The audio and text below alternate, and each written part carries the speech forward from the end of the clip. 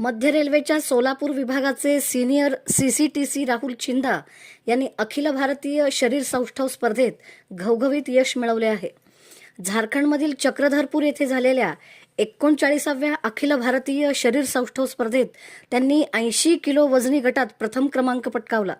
याचबरोबर त्यांनी champion of champion हा सर्वोच्च किताबही जिंकला आहे. त्यांच्या या यशाबद्दल सोलापूर रेल्वे प्रशासनाने त्यांचे अभिनंदन केले असून या कामगिरीमुळे मध्य रेल्वेच्या सोलापूर विभागाचा देशभर नावलौकिक झाला आहे.